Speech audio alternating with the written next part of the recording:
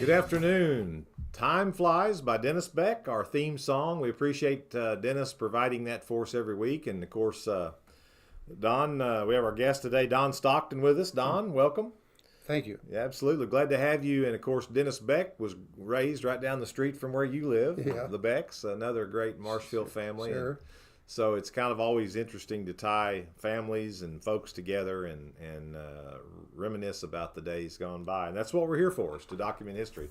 So I've asked Don to be on our show today. Don's got a unbelievable career, quite frankly, of public service and business and community service. And I think he's certainly a great representative of what it is to be an American, in my opinion. Well, thanks for inviting me. Absolutely. Appreciate it. So we'll just kind of get started like we always do, Don. We kind of like to start at the beginning. And as Gary Price would say, when did you discover America? Oh, gosh. Well, I guess I discovered it right here in Webster County in Marshfield, because this is where I grew up. I wasn't born here. I was born in a military hospital in New Jersey. Oh, really? During World War II. That's where my dad was stationed. That's Fort Monmouth, New Jersey. But anyway, the Stockton family came to Marshfield in Webster County about 90 years ago. It was in the mid-30s. My grandfather, Frank Stockton, came, and he was as a businessman. He was in business with Earl Rush, and they opened a canning supply company called Marshfield Supply Company. Was that Mrs. Rush that lived out by where Come and Go, or Yes. Casey's is there, Yes, the house? Yeah, that's that correct. was her husband? Okay. Yes. Okay. Exactly. Yeah. Okay. My granddad had been in business with him in Berry County in Washburn, Missouri, and there was a big canning factory there that he was involved in, and Earl wanted to start a operation in Webster County. There was a lot of canning factories in Webster County back in those days, and so the supply company was going to provide supplies to the canning industry, and almost every farmer had a little canning factory. And the primary thing that they canned in Webster County was tomatoes. Right. But they did do some fruit, apples and strawberries and blackberries, and they would can about anything they could, that they could grow. My grandpa Fraker had a canning factory. My dad was raised during that era and out west of town. And then of course my mother's family, the Roasts, they had various canning facilities there at their farms. And Sam Roast, my great grandfather, was I know did a lot of business with Marshfield Canning Company. And now, I just question. So your business was down on, or your granddad's business was on the commercial right over here, right down the street. Yeah, where Marshfield Locker then eventually became, which that's correct. Had ties to your dad, I guess, right? Well, no, it was my granddad again. Your granddad on the Marshfield. Okay. There was. It was in the 40s that the canning business was really booming, and but government regulation on sanitation and different things was putting a lot of the little farmers out of business. They just couldn't meet the standards that was required. Right. The little canning factories had dirt floors and were on a creek where they took water out of the creek, springs, and on springs and stuff like that. Well, that wasn't going to work as government regulation began to erode their business. So during the 40s, they started to see a decline in the canning operation. So my granddad put on his thinking cap and decided that he would open a meat processing company and a locker plant. And so he built that. That was in 1950. I can still remember the construction of the building and all that sort of thing. I was just a young kid at the time. But anyway, so they would, farmers would bring their livestock that they wanted to butcher to the canning, or to the factory there where they would process them for the farmer, and then the farmer could rent a locker box and freeze the meat and put it in the locker box. That was before people had home freezers. Didn't have deep freezers. Didn't have deep freezers back in those days, or most people didn't anyway. Right. So barely had electricity. Probably. Well, exactly. That's true too. So that's how that business got started, and it went along pretty good for several years. Until finally my grandfather sold the business, I think back in the 70s, late 70s or something like that. Another question that I had, now, I'd always read about Mr. Julian was involved somehow in that business, right? I believe he was. And who had been the mayor of Marshfield, and then your granddad became the mayor. He did in the 60s. Okay. My granddad got Okay. active in the city operation, and he was on the I think they call it the Marshfield Development Committee. Mm-hmm. That's Right. they were trying to develop industry and business for the Marshfield and the county as well.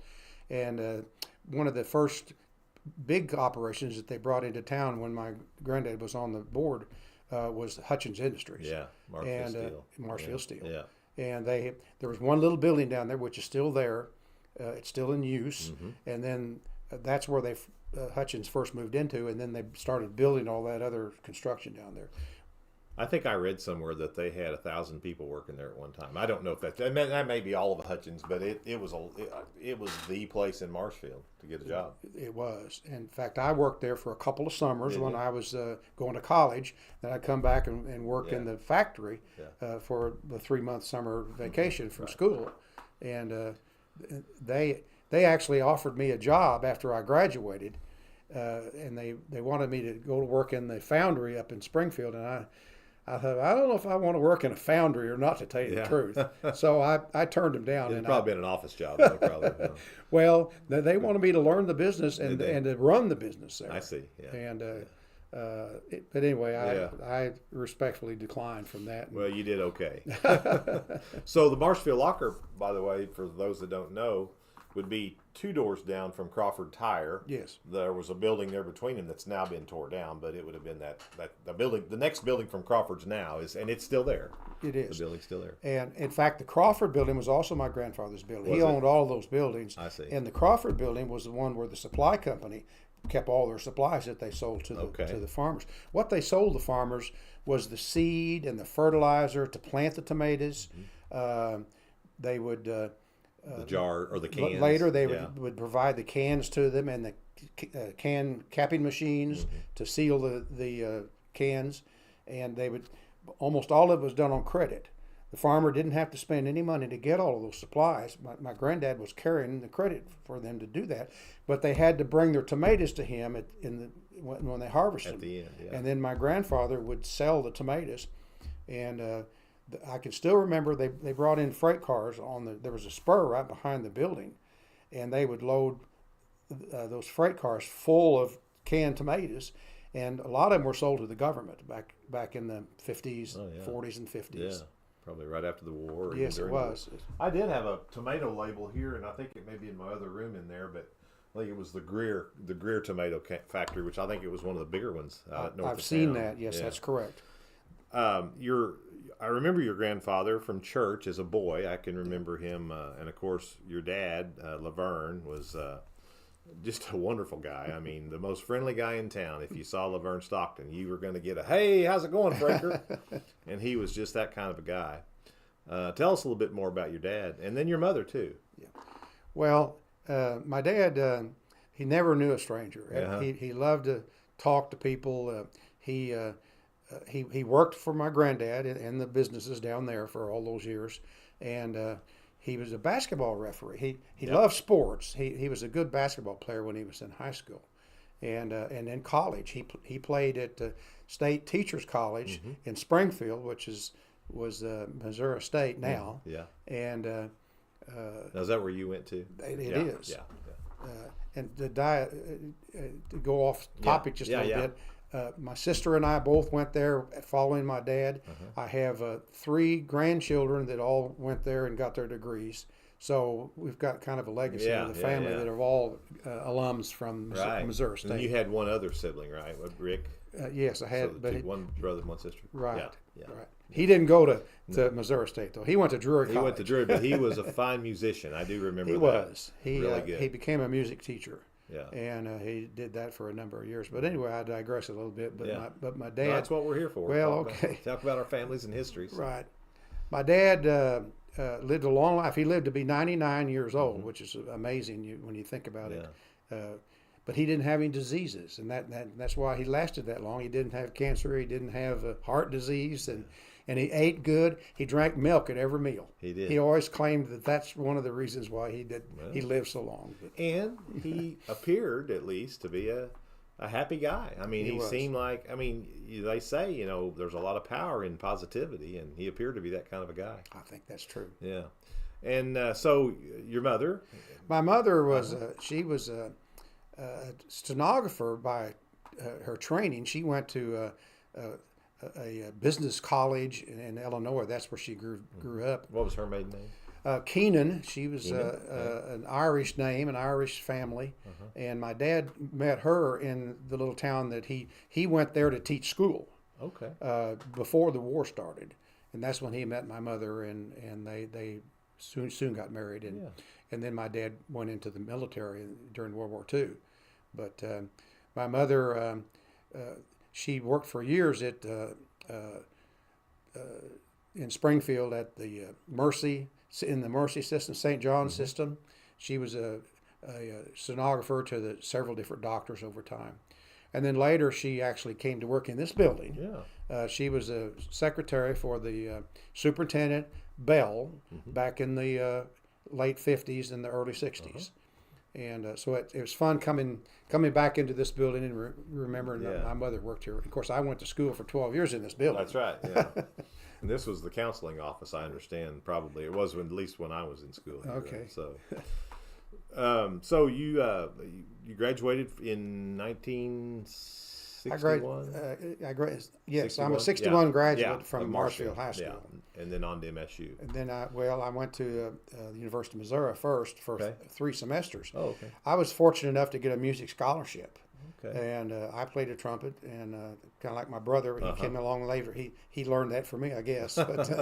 But I was fortunate enough to get a scholarship, and I played in the Marching Mizzou band for 2 seasons, and had so much fun there. And the band is still well renowned. In fact, I saw something just recently in media about some awards that they had gotten, and they've got over 350 members in their band. It's one of the biggest bands in the country. Yeah.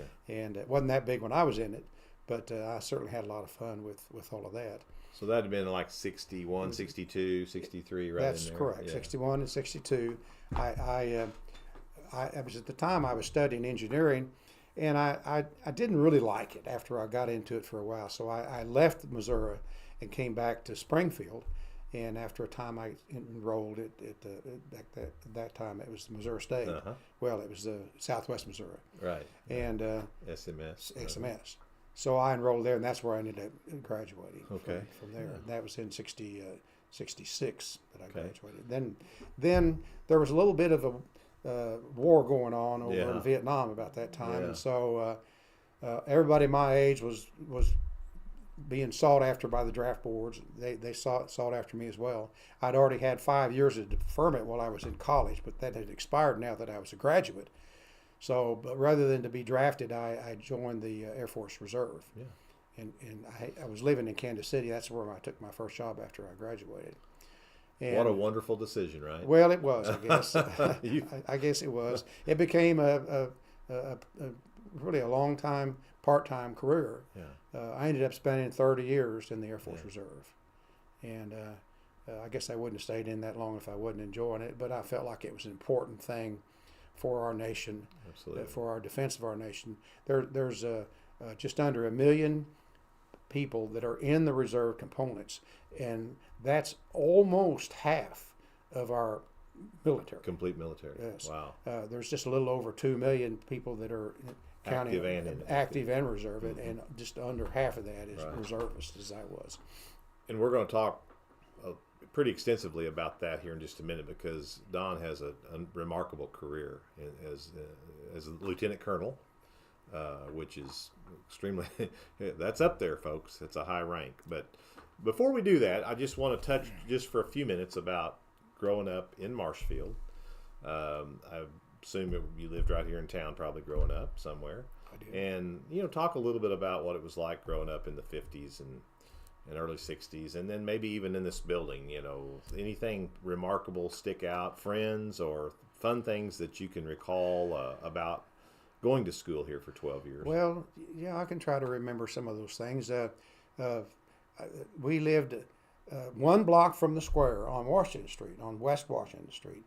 So I can still remember, of course, that's only like 3 blocks from this building. Right. And so I walked to school every day of my whole life and never rode on the school bus or anything like that. Yeah.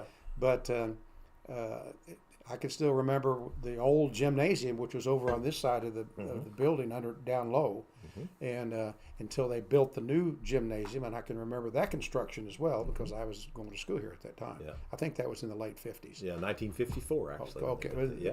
early 50s. Yeah. Then. Yeah.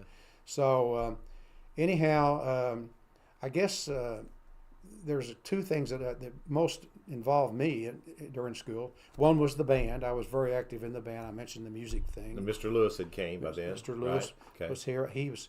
I remember the first year he came, and I was an eighth grader when he came here, and so he was trying to organize the band and get it going. He was short of trumpets players, so he asked me to play in the high school band. I'm just an eighth grader. Really? And which I enjoyed very much. I love to do that, and it gave me a leg up, I guess, on getting training as a musician. Sure, and that sort yeah. of thing. But I've always had a warm place in my heart for D. Lewis, and he's still. He's up there now, but he still always calls me by my first name when he sees me. Yeah. He's got a good memory in spite of his age. Yeah. We've had him on the show, and it was a great time. I'm sure it was a great time. The other memory that I have was the sports. I was active in softball and baseball and track and basketball. Basketball really was my favorite sport. I wasn't a very great player, but I played, and I enjoyed it. And so I always claimed, well, I'm a defensive player rather than an offensive player because I wasn't a very good shooter, really. Yeah, I don't mind admitting that, but I could defend as good as anybody. You're a pretty good sized guy. I was among the tallest in our class, and we had a great group of guys that went all the way through from when we began in junior or in elementary school, and we played all the way through. In fact, when we became seniors, there's usually just like 12 people on the team. 11 of us were all in the same class. We were all seniors. You were all seniors. There was only one other player that wasn't really on the. That is remarkable. Were you pretty good? We went to the state. Yeah. Wow. That was the first year in many years that Marshfield had gone to the state tournament. Sorry to say that we lost in the first game to Central in Springfield. Yeah. But do you recall some of those those teammates? Well, Jerry Henderson was in that group, and Jerry Compton. Mrs. Compton's son, right? Yes, that's correct. School teacher. And Bird was, I can't remember the first name off the top of my head. And Dan or Kenny or one of those guys. It wasn't that, but anyway. Yeah. Jerry Bird. It's Jerry Bird. Yeah. And anyway, David Knight was on our team as well. David, who go ahead, tell about David. David Knight was drafted right out of high school, and he went into the Army, and he was killed in Vietnam. Yeah. And I've gone to the wall in Washington D.C. and traced his name because he's the only member of our class, and really the only person that I knew personally that went to Vietnam and was killed. You know, a few years ago at Reunion Fest, we did a little memorial to those boys, and there was their names are on a plaque, and that plaque is now in the courthouse lobby by the World War I plaque that was there when they built the courthouse. That plaque, I actually found it here in this building several years ago when the School Foundation had the building. So I made sure that we got it down to the courthouse in a prominent place. But I think I can't remember for sure. There may have been 12 of those boys, somewhere 10 to 12 of those boys that gave the ultimate sacrifice in Vietnam, and I certainly remember they went to school here. They went to school in this building. That's correct. Yeah. Okay. So now there were probably double that, or close to maybe 25 or so in the county. But as far as Marshfield graduates, there was just a handful actually, but still, they certainly should never be forgotten. Of course not. Yeah, it's a sacrifice for our freedom, right, and for the preserving of our way of life, and very important. That's why I felt the need to stay in the military as long as I did. Serve, yeah, and because it was something that was very, very important. And I've also been active in what we has been known as the Reserve Officers Association, which is now we've changed our name to the Reserve Organization of America. We previously were just officers, but now we've opened up our membership to all ranks, and so we changed our name accordingly. But yeah, again, I'm going to talk about that here in a minute. Okay, that's fine. Go ahead. So, did you have another memory, or did that catch? Did you talk about music and sports? I guess was the two things you from school. Well, that's true. I was also active in Boy Scouts, and for years we met in one of these buildings here. Yeah. And we had Boy Scouts at that time was a very active group of people. As far as around town as a young boy growing up on just a block from the square, do you recall, like, I've heard all kinds of stories about the square and how hopping it was on a Friday or Saturday night. The stores were open till 9 o'clock. The soda fountains were open after ball games. Do you recall all that? Of course, I do. The theater and the kids would park their vehicles up on the square and just rally around each other and visit. And that was a social thing to do. Right. Back in the day. We didn't have a lot of activities for young people back in those days, back in the 50s and 60s. Right.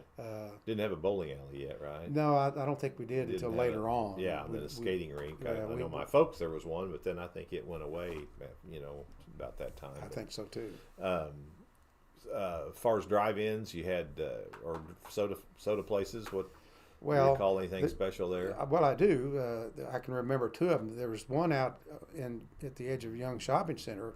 I can't remember what the name of it was. That's because it didn't last that long, but it was there for maybe 2 or 3 years.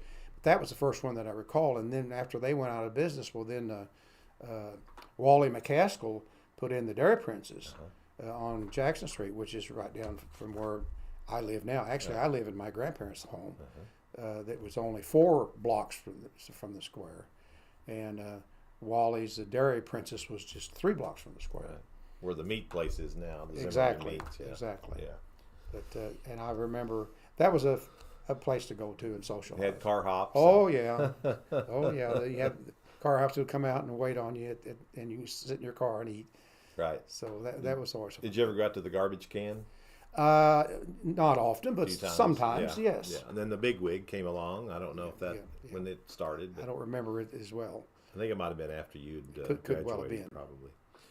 Well, it's always fun to hear stories of those different eras. Sure. When we've had Tom Farr on here, he's told about growing up in the 30s and the 40s, and it's just really interesting the businesses around town and so forth. So.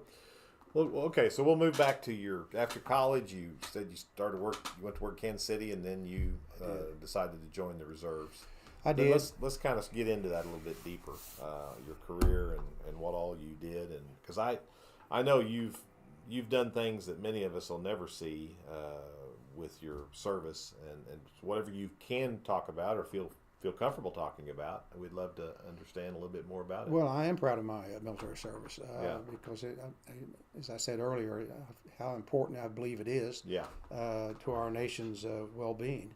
And I was trained as a supply officer, and I had hoped actually to be a pilot, but when I took my first physical, they said, "Well, you're almost colorblind." Really? And I didn't even know that. I hadn't been diagnosed with that previously to that. Of course, I wear glasses, and I have for many, many years. Yeah. But the color blindness was what prevented me from being I've heard a about pilot. that. I remember guys. I've heard about guys that didn't get into the service because of that. So they needed people in the supply field, and that's where they trained me. I went to a supply tech school, and then once I had been in the service for a few years.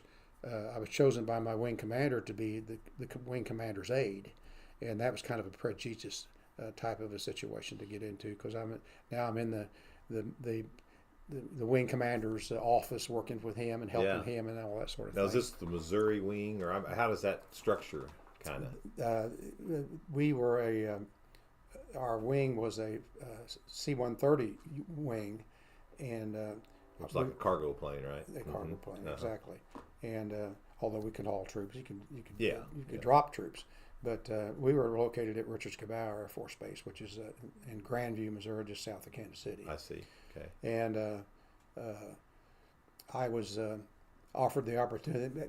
course, getting Yeah. to work with and known by the wing commander gave me visibility that Sure. he decided when there was an opening as a commander, he asked me if I wanted to take that position, which I did. I became a mobility support flight commander, and I had about 50 or 60 people working for me. That was my first command position, and then from there I went on up into other different areas. And later on, when we were actually moving our airplanes out to Colorado, to Colorado Springs, Peterson Air Force Base, I was offered the opportunity there by the new wing commander to become the combat support squadron commander, which I accepted and went out there for a couple of more years. So they moved the whole fleet out there, or just Well, some of the they took planes? all of our planes out there because they were going to convert the unit at Richards-Gebaur over to A-10s, which they still fly today. Yes. Okay. And they have since moved from Richards-Gebaur over to Whiteman Air Force Base. Yes, Whiteman. But Which isn't too far away. no, right? it's not really. But anyway, I went out to Colorado Springs as combat support squadron commander, and I had a couple hundred people working for me at that time. No, I see. And then later, another opportunity came up in California, and I was offered the opportunity to go out there and become a deputy commander for the wing and for logistics, which is kind of the next step up. Sure. So there I have maybe 300 people working for me now. Right. So I spent a couple of years out there until we were actually getting ready to close that unit down. They had the oldest C-130 airplanes in the Air Force inventory. So they were actually going to take those away, and they were going to just close the unit down. So our job really was to find jobs for all these people. Sure. If they wanted to stay, they could stay in. By this time, was it probably the 70s or something? Maybe Vietnam was over, and that's correct. Because didn't the military kind of downsize there for a while? A little bit, but not very much in the reserve components. I see. But we were still in this. Like I said, we had old model airplanes that they wanted to retire. Yeah. And in fact, these were old Vietnam era planes, and they didn't want to maintain them. They still use the same. They even build the same model airplanes today, as C-130s. C-130, yeah. They're brand new airplanes. Got a little more technology. A little more technology, absolutely. That's true.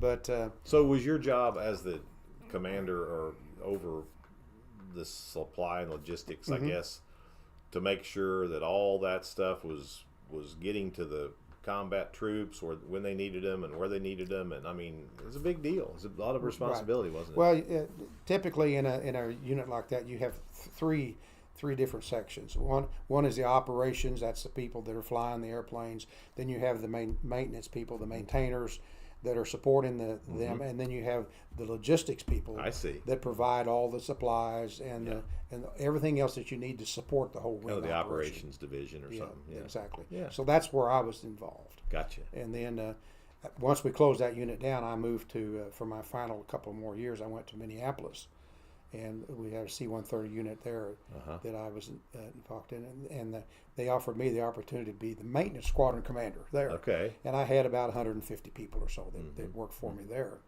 and we were recognized as one of the best in the Air Force Reserve. And you told me before we started the show that you pretty much wore a uniform 100 days out of a year. 100 so days. Even though you were in the reserves, and people may think, well, that's 1 weekend a month or 2 weeks in the summer or whatever, you actually worked about a third of the time almost. That's exactly right. It's a lot more than that, Yeah. especially as a commander. Yeah. I would have special training days that I needed to be there. We would do remote tours from time to time, and I would attend conferences in order to bring myself up to date on educational matters and that sort of thing. So I had to do a lot of extra time. Sure. Beyond that. Kind of had the best of both worlds in a way, didn't you? Well, Sort of really, able and to still have kind of make Marshfield your home base, and you were able to come home and have a good business. And well, I had the business at that time was Marshfield Drage Company, and which I joined my dad in that business in the early 70s. Right. And then when he was ready to retire, I bought him out and continued to operate that business for almost 40 years until I sold the business a few years ago. But that was we kept the name, even though we branched out around the state. We had terminals all around the state, in Kansas City and St. Louis and Springfield and Jefferson City and that sort of thing. Good business there for several years, wasn't it? At the peak of our operations, I had 50 employees and I had 30 trucks. So that's a lot of maintenance, let me tell you. So you would do that, and then a third of the time you had to go off and put my uniform on and go work for the Air Force Reserve and Uncle Sam. And then you had the farm. And we did have a farm too, and we raised calves for many years, and always enjoyed that as well. It's a peaceful thing to do, but it's work. Yes, it is. Pretty big farm. You had several acres at one time, I think. I did. Yeah. Had over a section. Had 710 acres. Is that right? More than a section. So, wow, that's amazing. So your military career, I think people should really know, and you can Google Don's name and be sure and put Lieutenant Commander Don Stockton, or Lieutenant Colonel. I'm sorry. There you go. Don Stockton, and then you could put Marshfield. But if you do that, you're going to see some stuff. And so I wanted to touch a little bit on some of this because as a humble guy, you probably aren't going to brag on yourself, but he became the president of the Reserve Officers Association. Now that's all reserve officers, and then like you said, now you've expanded that to all reservists. Yes. And that's not just the Air Force, right? It's not. It's Army. Every all the segment of the military service. Actually, it's the 7 commission services too, which includes NOAA, the Public Health Service, and of course the Marine Corps. And Coast Guard, yes, everybody. All those others. But you were the president of their association back in 2017. And then prior to that, you've been the vice president, a committeeman, and then chairman of the National Council for 7 years. That's a pretty big deal. It's a pretty big deal. Well, I thought it was very important. The mission, really the only mission of this organization, is national security. Mm-hmm. And so that's, I had already signed up for that as a military officer, obviously. So I think national security is very, very important, not only in the past, but in the future and in the current time with all the danger in the world that we have today. Right. There's just these wars going on that's danger. You have adversaries like China and Korea that are dangerous. That's right. It's a dangerous situation, and so it's very important that we maintain a strong military. Right. And that's our only mission is to try to do that. So if we see something that needs attention, we take it to the Hill, Capitol Hill. We take it to our members of Congress. I was there in March. I had appointments with both of our senators and our House of Representatives, two members that are on the House Armed Services Committee that I met with their staff as well. Right. Talking to them about priorities that we see, especially with respect to the reserve components. Right. And how important it is for us to maintain a strong reserve components. Right. And those things like those associations, whether it's the Missouri Trooper Association that help represent the troopers with issues that they internally know they need, and sometimes through their command that message doesn't get across exactly the same way, and so they can go to the legislators and help with legislation if it takes that. Exactly. Or obviously, sometimes they may need some equipment or some more money to do something. They can ask for that or whatever. But every organization, law enforcement or whatever, has an association, and so it's a huge thing. I was just really impressed when I read your resume here and all that you accomplished in your time. I hadn't really realized all of that. Of course, Congressman Ike Skelton, when he was our congressman, appointed you to the commission on the National Guard and Reserve in 2005, and you were on that for how many? Quite a few years, right? Just a little over 3 years. Yeah. And that was an honor to serve. The study group that was formed by Congress, and we were to report back to the Congress and to the Pentagon about our recommendations for keeping the reserve components and the National Guard strong. And that was a labor of love again, because how important that is to national security. Sure. And Excuse me, I've Sure. got a little water down my throat. Sorry about that. But for over 3 years, we studied the reserve components and came up with recommendations. In the end, we had about 90 some recommendations of how they could make it better. better. That's great. Well, excuse me. As part of that research, we normally had monthly meetings, and either in Washington D.C. or at some other remote location. Like I set up myself a meeting at Scott Air Force Base because of the importance of that command, and I arranged for us to go there and meet with the key people there to get input from them about what they needed. We also went to California and to Texas and different locations. But it was again a job that I was going to every month for normally about 4 or 5 days. Yeah. So. And you are still a member. You're an active member? Is that how would you tell me? No, not active. Not. I'm retired now from the reserve components. But you still. But I'm still active in the reserve. In the association. In the association. That's what I should have said. That's correct. Yes. Yeah. Pretty amazing. Well, thank you. Well, I'm proud to be able to contribute as much as I can to it. You bet. It's so important. So while all this was going on with your military career, again, your business, tell us. You talked about Marshfield Drage, and what all you did there, but kind of tell people. Some people may not even know what Marshfield Drage was. Tell them what you did. Well, Marshfield Drage was a small regional truck line. We were most strong in the LTL business, which is less than truckload type business, and we worked with much larger national and regional carriers that would bring freight into the Springfield area, and then we would take their shipments and take them out into the rural area.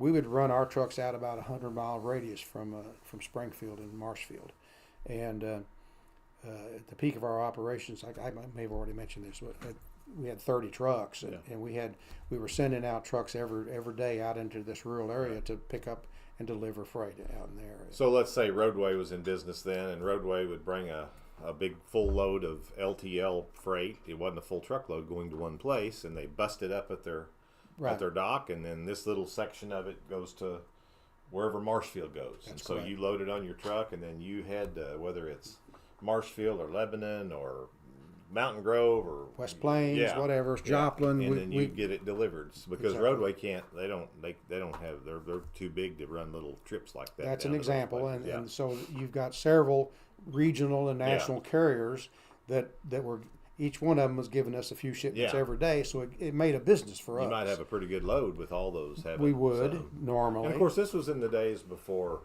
Amazon Prime and even FedEx, and I guess we had UPS maybe by then, but you didn't have the post office didn't deliver big boxes pretty much. It was just a different world then, wasn't it? It was, and of course, there's still that type of business moving today. Those companies that you mentioned or have parcels. Yeah. They're small shipments, one box, two boxes, yeah. whatever. We're usually delivering pallets of freight, and the type of things that goes to warehouses or to manufacturing companies or to retail stores even. And you can have in many. If it's going to a factory, it may be several pallets of a product, a raw material that they use in their manufacturing operation. What has changed in that business, in that industry, from like, why do we not have a Roadway anymore? Why do we not have a CF anymore? Why Yellow? I mean, what's made is it because big companies have their own truck lines? Maybe a lot of that's part of it. Yeah, a lot of companies will. Handle their own and not use commercial freight companies to handle their product. But I saw during my time in the business lots of change. Going back to the 80s is when it started deregulating the business. That was the first major change. Prior to that, the regulations, your authority was limited, for each truck line. They could only go where they had authority to go. Right. And so once it became deregulated, then everybody can go everywhere they want to go. Just like the independent trucking, big companies, the independents exactly. now, the primes, the people like that, right, weren't in existence. We saw all of that change, and then of course in the manufacturing type industry. So as we all know, so much of that has gone abroad. It's gone to Mexico or other countries, and so that you don't have the density of freight in the United States going into manufacturing companies because they've gone outside the country. Interesting. It's all interesting for sure. Well, I told you this would go by fast. We're 3/4 in. So okay. It's just amazing how fast it goes. But it really is enjoyable, and people, I think, really learn a lot about our neighbors and about our community. I learn things that every week I learn something from someone that I may have thought I knew, but I didn't really. So we appreciate it. So I thought you might talk just a little bit more about your farm, and we hadn't touched on the fact that you raised some pretty nice foxtrotting horses for a while. Well, we did do that, and talk about Connie. Okay. Well, Connie, my partner in business and in marriage as well, but she was side by side with me for all the years that we ran the trucking business and the farm. She was involved in that actively. And I couldn't have done things without her help, and she made it possible for me to be away from work so much for my military duty, as you can might imagine. For those 100 days that I'm gone from work, she's having to kind of look after things on my behalf. Right. But we at our farm we raised for many years calves, and but we got into the foxtrotting horse business. Orrin Pierce, many viewers probably will know a little bit about him, and I know you know. Oh, absolutely. Knew Orrin. Yeah. He sold me my first foxtrotter. We had gotten a non-gated horse for the kids to play with and that sort of thing, and I had daughters that loved to ride horses. But he said, "Well, you need to have a good foxtrotting horse that's gated." And a lot more comfortable to ride. So that was our first event. So we were fortunate enough to raise a pretty nice looking stud colt a few years later, and had good breeding and all. And so as we started training him to show, and we were really fortunate that when he was a 2-year-old, he actually won a couple of shows. And so the trainer that I was getting ready to use at that time, he said, I think we've got some potential here. Yeah. So Major Sunrise is his name. And so we took him to a show as a 3-year-old, and my trainer got a lady from California to show him. Well, lo and behold, she won the class. Really? And she was the world champion of the ladies class as a 3-year-old. Where was this show at? This was at Ava. That's the celebration. That's the big the celebration. worldwide celebration. Exactly. In the end of the year, and so Jamie Johnson is his name. Said, "Well, I think I'd like to show him next year as a 4-year-old," and he did, and he took him to I don't know how many shows, probably 20 or 25 shows that year, and he ribboned in every class that he ever showed in. And in most cases, he got first place. Got the blue ribbon. Yeah. So we were really proud of all of his accomplishments. So at the celebration at the end of the year, he showed him, and he won the Stallions class, which was the world champion. Wow. And then in the next class, which is the mares against the Stallions, he won that, which is the world grand champion now. So that's the big dog. So we were really proud to be and happy to be able to crown him as a world grand champion twice. What years were those? Well, that was in 2001 and 2. 1 and 2. Mm-hmm. Okay. Yeah. Huh. So we still have the old stallion. He's still there. He's still alive, really? And we're standing him up in Buffalo now. Really? We're still breeding a few mares to him. Really? And raising babies out of him. Yeah. He's doing really good. But we did a lot of this for a long time I'm downsizing now. Yeah. We're not, except for just breeding a few mares. Now we're not actively raising any babies like we used to. There was a time I had 40 horses, and Wow. so we're down to about 10 now. So it's a lot less than it was back You then. still have a lot to keep up with, though. You have any cattle now? No, I don't Yeah, have any yeah, cattle. yeah.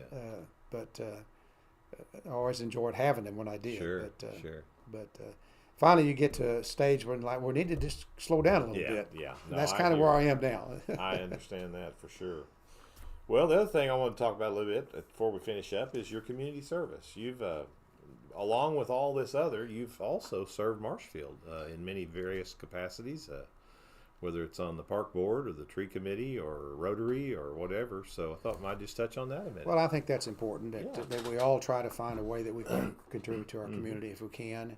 And my first opportunity, I guess, was a voluntary thing with the Rotary Club, and they do such a great many things that are important to our community, especially like Rotary Park as an example. And so right. I was actively working on the committee to help maintain and make improvements there.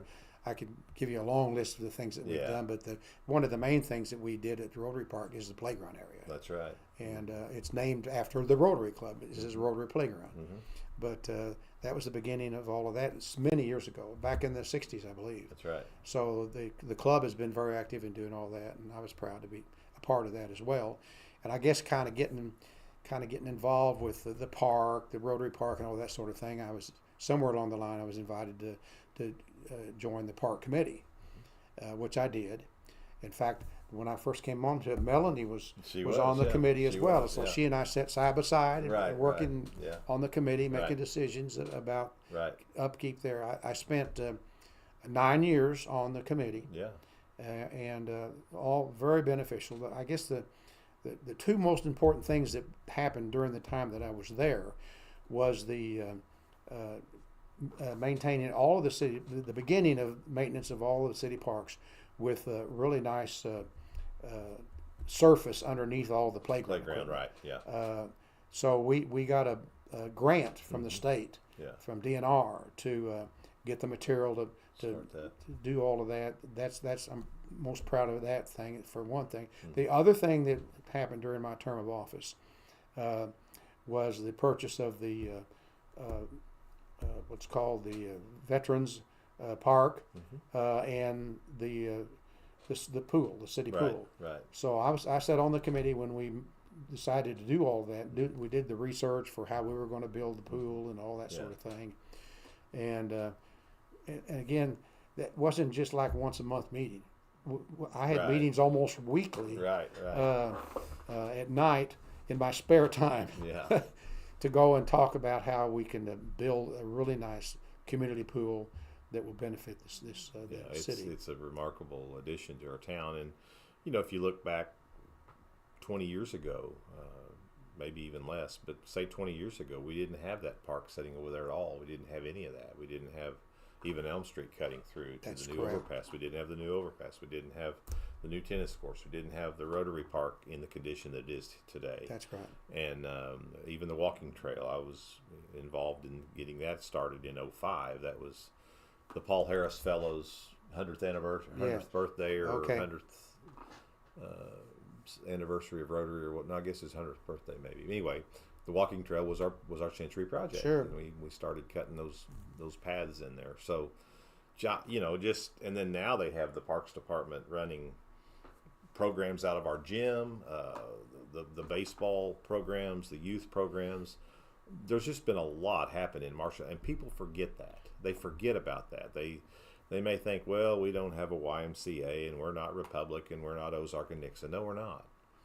But for what we have here and the revenue that we bring in here compared to those cities, there's been a lot happen. But there has been. And because of volunteers like yourself, Well, mainly. and that was part of the research that we did. Right. We went to those towns. Right. We went to Republic, and we went to Nixa, and we went to Ava, and we went to Seymour, and where they Right. have all these different kinds of facilities, and we benchmarked off of them about how we can Sure.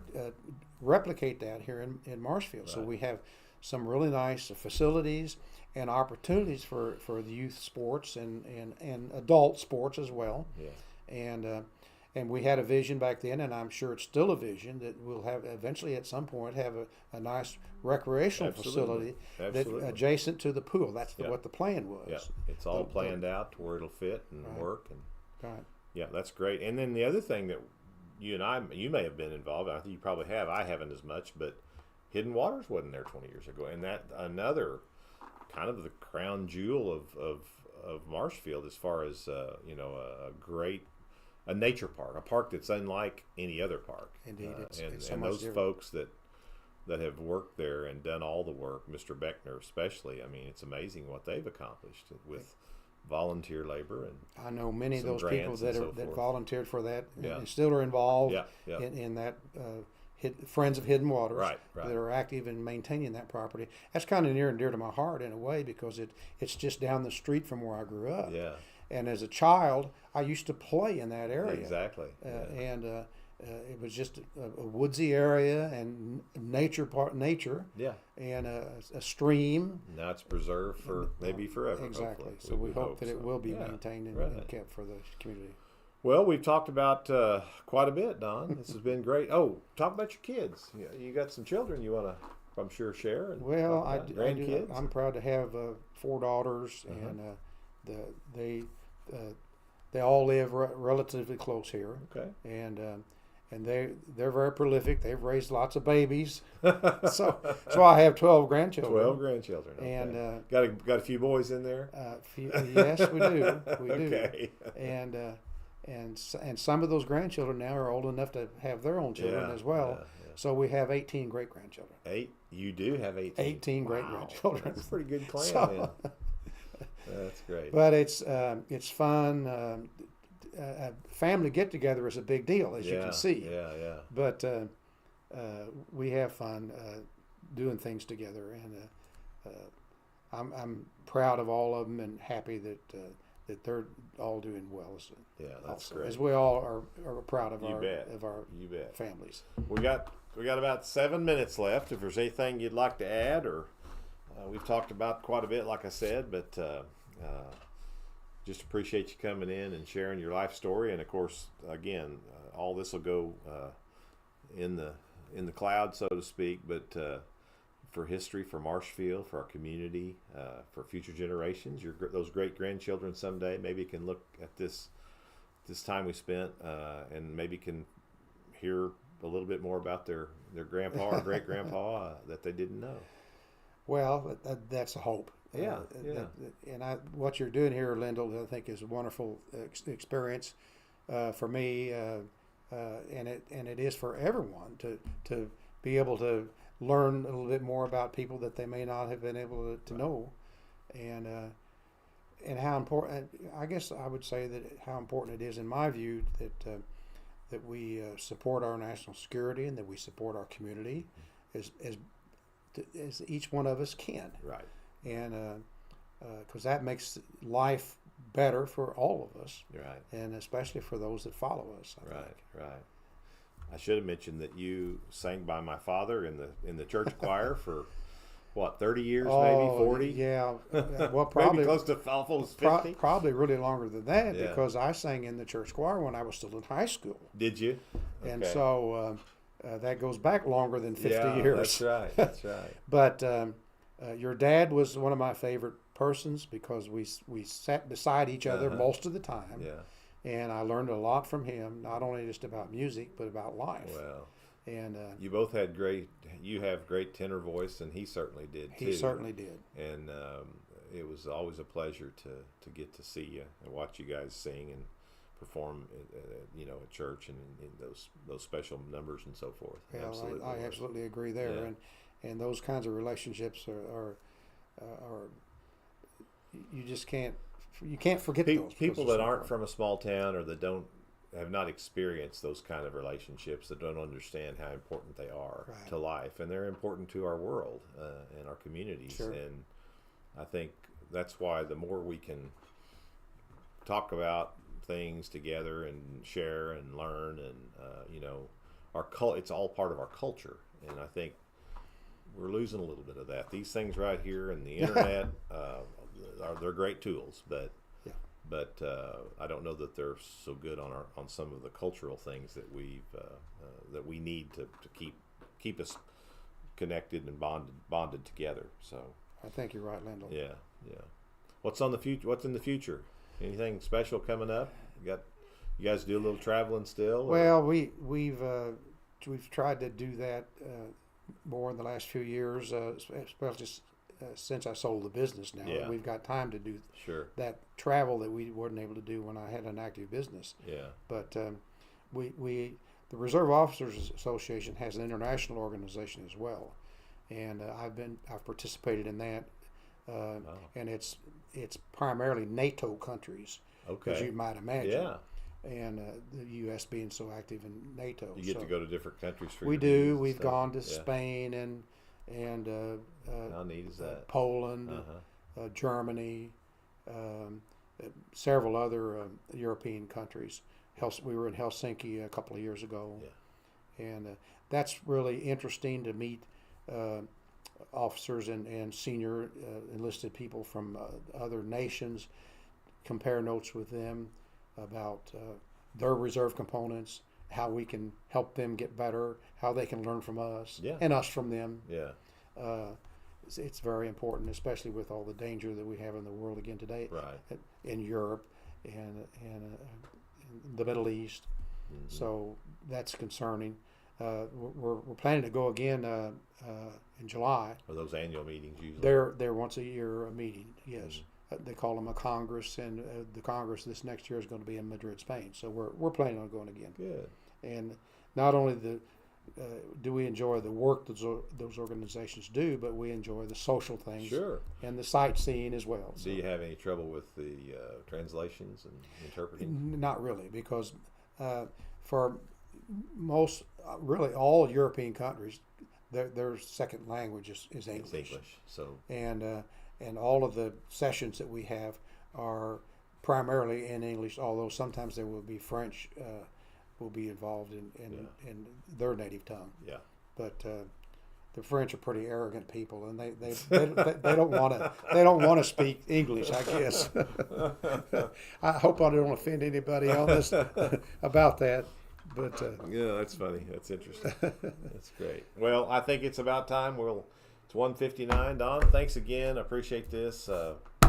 Appreciate your friendship. it's my pleasure. Absolutely. Thank you all. We'll inviting see me. you again. Hopefully next week. We'll keep lining up some of these great guests, and we sure appreciate.